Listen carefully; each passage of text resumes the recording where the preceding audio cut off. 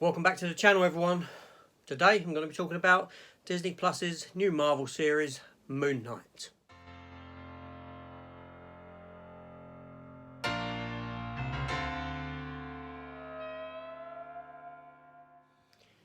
Okay, yeah, so episode 1 of Moon Knight has came out today. Obviously I've watched it, otherwise I wouldn't be recording this. So I'm going to give you a little talk about this episode and what I thought about it. Now before I begin, if you're new to the channel, then please consider hitting the subscribe button and coming over and joining me. There's a wealth of content, some stuff you may just like. Also, please feel free to leave me a comment. I do reply to all comments. And hit the notification bell to keep apprised of upcoming content. Give me a thumbs up if you so wish. Anyway, so let's just get on with it. Okay, yeah, so this is Marvel's 5th live action Disney Plus series. This is their 6th series in all, if you include What If.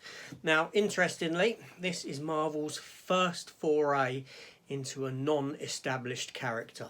Yep, all the other series, WandaVision, Falcon Winter Soldier, Loki, Marvel's What If, Hawkeye, are all played in that sandpit of Marvel characters that you are familiar with, that you have seen throughout the MCU, the three-phase MCU films. So this is a fresh character, a brand new character, one that you had known nothing about.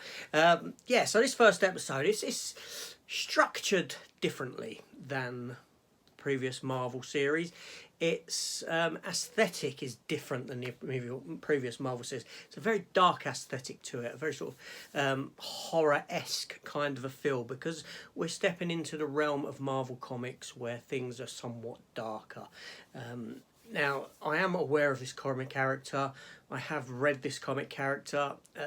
Read a few of his own comics, but primarily I know him as a guest appearance in other comic books, you know, primarily with Spider-Man, with Punisher, things like this. It's not a character I've ever, you know, it's a character that's looked cool and always been cool, but I don't think it's ever had a fantastic run under his belt, like an establishing run or anything like this, something that's a standout that a lot of characters get. It's just a comic that comes around every so often with a new series, and yeah, you know, so I've got that familiarity. Now, obviously, Oscar Isaac plays Moon Knight. Stephen Grant, as his name is in this, or Mark Spector, as a comic fan would be his primary alter ego. I did wonder if the programme would delve into his alternate personalities, and it does to great effect, and it doesn't gloss over it. It does it perfectly. Ethan Hawke is there as the villain. We don't see too much of him, but he's like a zealot, a leader of this cult, this Egyptian cult that's got its own people, and there's stuff going on with him. He's one of these types of leaders, zealots that feel they have to put themselves through pain all the time, hence why he puts glass in his shoes at the beginning and this sort of a thing. Yeah, now, I mentioned the story structure, right? Now, the story structure of this episode is very different than what we've had previously, because it follows Oscar Isaac's character. I want to call him Mark Spector, because that's who I know him as. It follows him from beginning to end. The focus is solely on him. Like I said, you were introduced to Ethan Hawke's character. A couple of other possibly insignificant people have popped up within the programme, but it's him from beginning to end. It delves into his life, what he's doing, with a bit of mystery, and goes deeper into that with cutaways. I say cutaways when he loses his sense of being, when another alter ego is taken over and he appears in places he didn't know how he got there, with a little bit of action thrown in, element of comedy around him being there, not knowing why he's there, and this sort of a thing. Now, part of the proceedings that I found rather odd was it did remind me of Venom.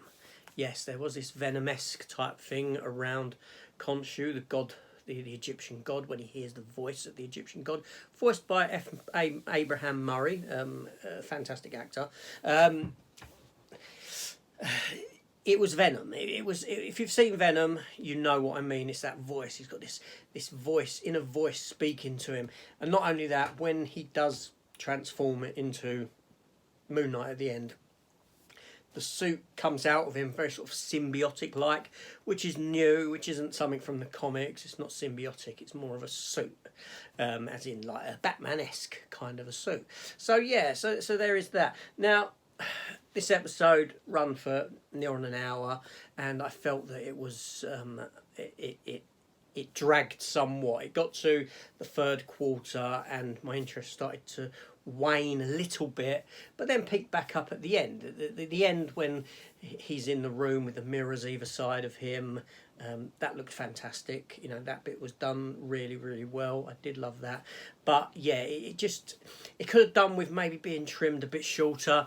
I say that, you know, the reason Marvel episodes tend to vary in length is because they're not structured like they are on TV, where you've got literally 42 minutes to tell your story, no matter what you're telling.